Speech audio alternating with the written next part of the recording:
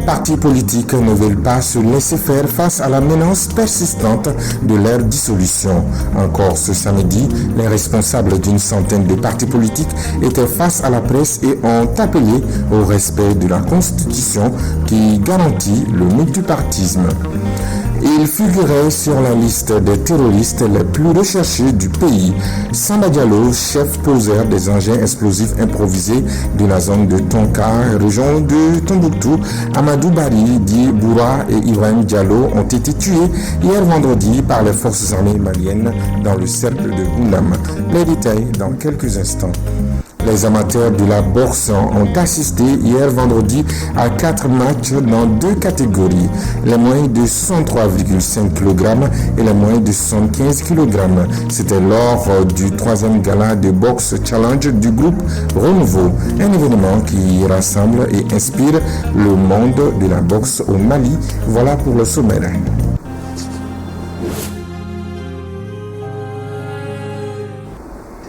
Bienvenue à tous aux informations. Plusieurs partis politiques étaient ce samedi face aux hommes de médias à la maison de la presse. Objectif, informer leurs militants des démarches entreprises par des partis politiques dans le cadre de la relecture de la charte des partis politiques.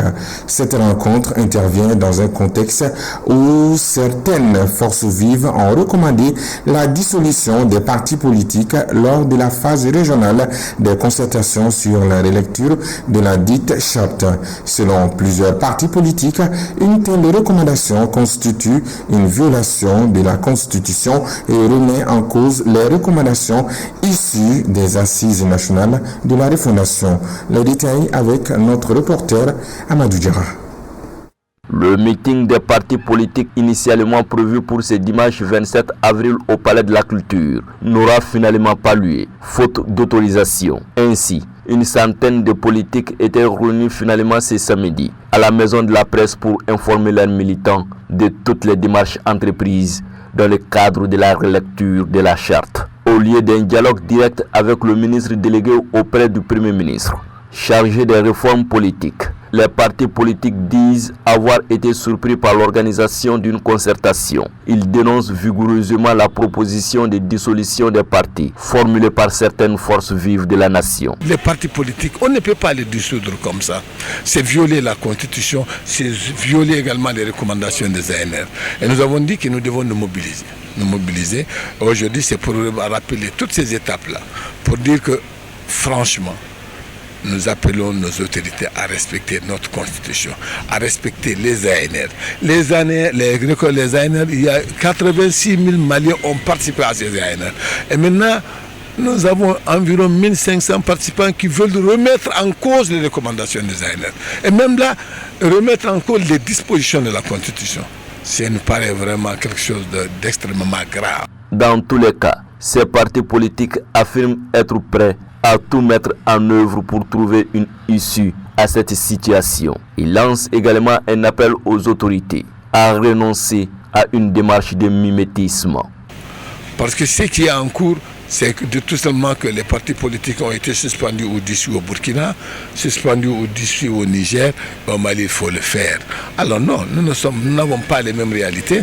Ces pays amis de l'AES, que sont le Burkina et le Niger, n'ont pas de constitution. Ceux qui sont en train de leur dire de dissoudre les partis politiques, ils ne leur montrent pas la bonne voie. Donc nous avons le devoir d'alerter, de dire attention. Dissolution ou non, la phase nationale de consultation sur la relecture de la charte des partis politiques est prévue les 28 et 29 avril prochain à Bamako. Ces recommandations nous en diront plus sur le sort des partis politiques et les intentions réelles des autorités de la transition. Et juste après la rencontre, nos reporters ont recueilli quelques réactions des participants. Suivons. Nous avons décidé de faire cette conférence de presse pour dire non. Ce n'est pas les autorités qui l'ont dit pour le moment, mais ceux qui sont en train de le dire, de leur dire avec la plus grande fermeté que nous avons été patients, mais nous ne sommes pas des lâches. Nous sommes consciencieux, nous ne sommes pas des lâches. Nous sommes responsables, nous ne sommes pas des lâches. Ils peuvent parler, nous avons aussi nos langues. ils peuvent écrire. Nous avons aussi nos stylos pour leur dire que jamais on ne l'acceptera. Et conseiller les autorités encore que parmi nous, il y a des partis politiques qui les ont accompagnés, les yeux fermés. Parmi nous, il y a des partis politiques qui les ont félicités quand il fallait, qui les ont critiqués quand il fallait, que ces partis ne méritent pas ce qui est en train de se faire et de se dire dans ce qu'on appelle concertation ou quoi. Je pense qu'aujourd'hui, le Mali a besoin de cohésion. Parce que nous estimons que la démocratie au Mali est irréversible. Irréversible. C'est vrai, nous avons connu des périodes de transition, mais nous estimons qu'à partir de maintenant, nous devons être dans un processus irréversible. Il n'y a pas de démocratie sans parti politique. Et personne ne peut se substituer au peuple malien pour demander la dissolution des partis politiques. Et le peuple malien s'est exprimé le 18 juillet 2023 en adoptant une nouvelle constitution. Et cette constitution sacralise les partis politiques. Donc cela, c'est le sens de notre combat. Nous allons nous battre. Nous profitons de votre micro également pour réaffirmer notre soutien à notre camarade Mamadou Traoré dit le roi. Notre soutien indéfectible et inconditionnel à lui-même et à sa famille. Dire que le combat pour la démocratie continue et nous n'allons jamais nous laisser avoir. Par ailleurs, le Mali dispose désormais d'un centre d'excellence en sciences des orthèses et prothèses. L'infrastructure vise à pérenniser des services de réadaptation physique de qualité pour les personnes vivant avec un handicap physique résultat d'un conflit armé ou d'autres situations de violence. Le centre situé dans l'enceinte du Centre national d'appareillage orthopédique du Mali a été inauguré hier vendredi en présence de la ministre de la Santé et du Développement social et celui de l'enseignement supérieur et de la recherche scientifique. Le point avec Alamako Djebati, Matela Otara. Le Centre d'excellence en sciences des orthèses et prothèses a vu le jour grâce à un partenariat dynamique entre le Comité international de la Croix-Rouge et le ministère de la Santé et du Développement social pour l'appui au Centre national d'appareillage orthopédique du Mali. Il permettra non seulement d'améliorer les conditions d'accueil et d'apprentissage pratique des étudiants de l'Institut national de formation en sciences de la santé, mais aussi de pérenniser des services de réadaptation physique. Le centre a coûté 161 millions de francs CFA au CICR. Il est composé de... Il comprend au rez-de-chaussée une salle de moulage et de rectification, une salle de montage, une salle de lamination, une salle de machine à l'étage, une salle de vidéoconférence pour l'enseignement à distance et une salle de professeurs pour les échanges académiques. Ce projet est le fruit d'une synergie entre le CNAOM, l'INFSS et le CICR, dont nous saluons chaleureusement l'engagement constant pour la réhabilitation physique au Mali. Lors de la cérémonie d'inauguration, le directeur général d'Institut national de formation en sciences de la santé a témoigné de la performance de ces 23 étudiants de son institut. Aujourd'hui, ces étudiants que vous voyez là, qui n'ont pas encore fini, mais peuvent aujourd'hui prendre en charge les cas, les maladies liées à la réadaptation, peuvent aujourd'hui prendre en charge. On les a vus à l'œuvre. Donc, nous pouvons vous rassurer que dans quelques mois, fini les évacuations sanitaires à l'étranger liées aux pathologies de la réadaptation. Dans ce cadre, le CICR va continuer, monsieur le directeur du centre, son soutien au Centre national orthopédique. J'invite le Centre national orthopédique du Mali, CNAOM et l'Institut national de formation en sciences de la santé, INFSS, de faire bon usage de ces locaux et je souhaite plein succès aux étudiants qui sont déjà en formation. Après avoir longuement salué les autorités pour leur engagement, le colonel Assamba Diallo Touré a lancé un vibrant appel aux 23 étudiants en formation à l'Institut national de formation en sciences de la santé, mais également aux acteurs du dit centre. La création de ce centre d'excellence représente une réponse concrète et ambitieuse.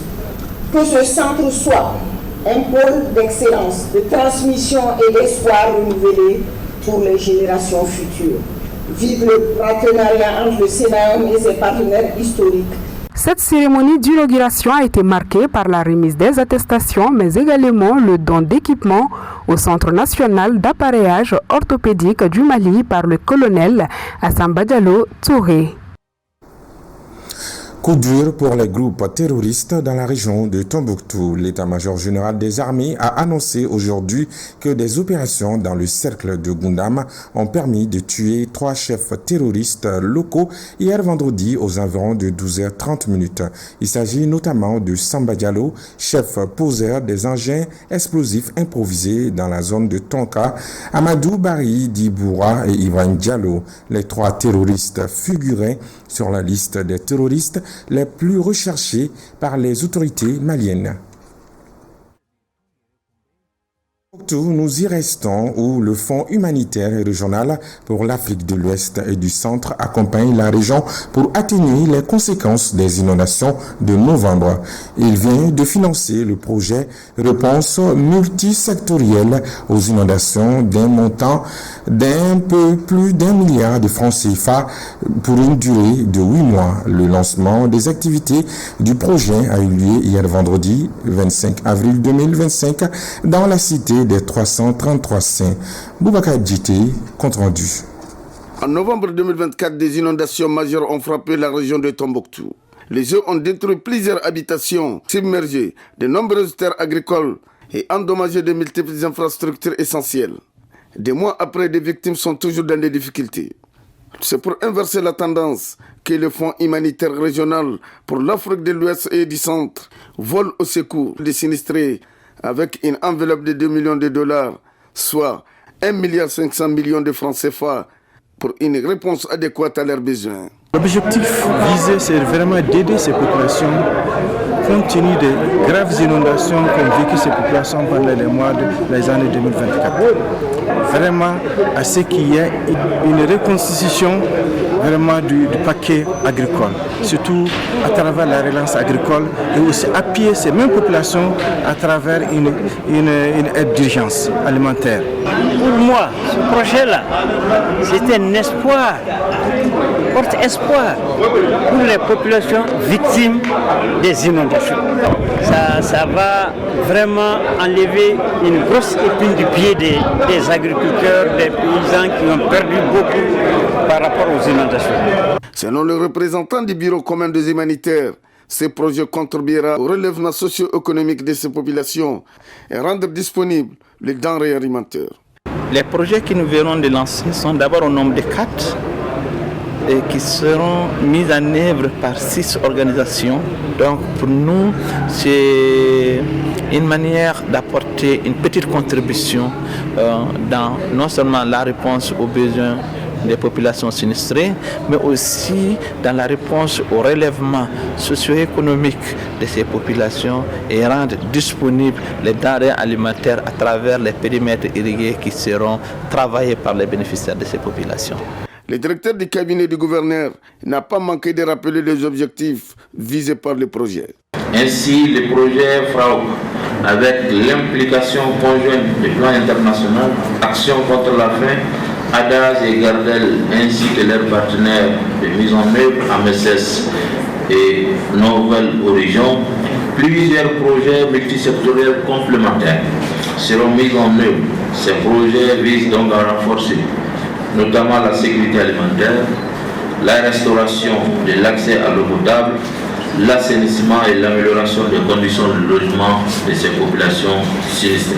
Il faut rappeler que le projet sera mis en œuvre par 6 ONG pour une durée de 6 à 8 mois dans la région de Tombouctou.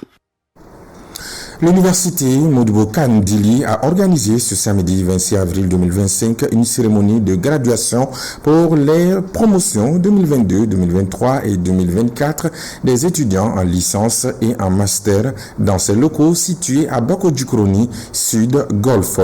La promotion 2021-2022 a été baptisée du nom de Doumbouya Mariam Diallo, tandis que les promotions 2022-2023 et 2023-2024 portent le nom de Amanyang, ancien ministre des Sports. Lors de cette cérémonie, les invités ont rappelé aux étudiants que l'excellence et l'ambition peuvent les conduire au-delà des frontières tout en restant ancrés dans les valeurs fondamentales de notre société. Lolma Dibati. Plus d'une centaine de diplômés, hommes et femmes en licence et en master ont reçu leur diplôme des responsables de l'université Modibo Kane Dili. Ces jeunes diplômés sont désormais prêts à intégrer le marché de l'emploi. En plus des conseils prodigués, le président du groupe Banachou a chaleureusement félicité ces diplômés pour leur réussite. Chers diplômés, cette journée est la vôtre, mais aussi une victoire collective. Elle porte la marque de votre travail, mais aussi celle de vos familles, de vos encadreurs et de toute cette communauté qui croit en vous. Chers diplômés, vous voilà arrivés au terme d'un parcours intense. Vous avez su faire preuve de courage, d'abnégation et d'intelligence pour franchir chaque étape. Ce diplôme que vous recevez aujourd'hui symbolise bien plus que du savoir. Il reflète votre capacité à apprendre, à résister et à évoluer. N'oubliez jamais, ce diplôme que vous recevez aujourd'hui n'est pas une fin, mais un début. Le parrain et la marraine des promotions ont également encouragé les jeunes à œuvrer pour un avenir meilleur. Après, le diplôme, c'est une autre vie qui commence. Ce n'est pas une fin en soi, mais dans cette vie, il y a des valeurs qu'il faut avoir. Je pense que j'ai beaucoup insisté sur la confiance en soi. On a le diplôme, mais la confiance en soi, vraiment, je leur demande de tout mettre en œuvre. Il faut qu'ils soient confiants. Les portes fermées, là, ils peuvent les ouvrir en faisant quoi? Le rêve, la passion, l'honnêteté et surtout, j'ai dit, il faut avoir les pieds sur terre. Reconnaissant l'excellence de l'apprentissage, les étudiants ont souligné la rigueur dont ils ont fait preuve tout au long de leur parcours scolaire dans cette université. Vous avez su créer un environnement propice à l'épanouissement de chacun de nous. Ce cadre nous a permis d'atteindre nos potentiels et nous préparer au mieux pour affronter les défis du monde professionnel. Vous avez posé les bases solides de notre réussite et pour cela, nous vous exprimons toute notre reconnaissance. Le groupe Banachou, qui est filiale de l'université, regroupe une trentaine d'écoles dans diverses localités du Mali. La cérémonie a pris fin par la remise des attestations et des prestations d'artistes. Mot de sport à présent, 2 événements marquants ont retenu l'attention lors de la 3e soirée de boxe intitulée Challenge Box organisée par le groupe Renouveau. Un match de boxe exceptionnel et un combat malheureusement interrompu. Les amateurs de boxe ont pu assister à 4 matchs repartis sur 2 catégories avec 2 combats dans la catégorie des 63,5 kg et 2 autres dans celle des 65-75 kg. Cette soirée mémorable s'est déroulée le vendredi 25 avril dans la grande salle du groupe Renouveau et a vu la présence de nombreux invités prestigieux, notamment un représentant du CNT, d'anciens boxeurs, des stars de la boxe nationale, ainsi que des membres de la Fédération malienne de boxe. Suivons ces quelques réactions au micro de Lolma Dibati qui nous revient. Aujourd'hui, il y avait des joueurs qui avaient été battus dans des compétitions précédentes, on va dire lors de la précédente soirée. Et aujourd'hui, on les a vus sur le ring. Beaucoup de gens ont posé des questions, mais il s'agit surtout de pouvoir garantir un classement au finish. Donc, ceux qui n'ont pas encore été éliminés et qui continuent sans faute, donc, vont continuer pour des places sur le podium. Maintenant, ceux qui ont presté aujourd'hui, ceux qui ont joué aujourd'hui, vont en tout cas également avoir accès à des rangs, c'est-à-dire à un classement en fonction de leur performance. Donc, mais quand on met le tout ensemble, on voit vraiment qu'on donne encore d'autres chances à l'ensemble des compétiteurs de pouvoir avoir l'opportunité de jouer devant un public aussi magnifique que celui d'aujourd'hui. Il reste encore quelques compétitions, il reste encore quelques soirées. Et ce qui est le plus important, c'est qu'à chaque soirée, on voit vraiment que les choses deviennent de plus en plus intéressantes. Je pense que c'est des trucs, c'est des données techniques qui n'ont pas marché au niveau de l'arbitrage. surtout au niveau du KO. L'arbitre doit jouer sa partition pour essayer de protéger les boxeurs. Donc il ne doit pas arriver jusqu'à ce point parce qu'il y a beaucoup de détails qui doivent être réglés au niveau de l'arbitrage. Ça c'est un. Et de l'autre côté aussi, les boxeurs qui se plaignaient par rapport à ce combat, en réalité l'arbitre avait raison parce qu'il y a les nouvelles règles en boxe. Il y a la combativité, il y a l'agressivité. Si un boxeur pendant un certain temps ne boxe pas, l'arbitre a ce pouvoir aussi d'arrêter le combat. Il est le seul maître du ring.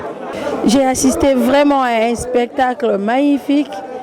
On a eu l'occasion de voir des talents, la technicité, la rapidité, la force, tout y était.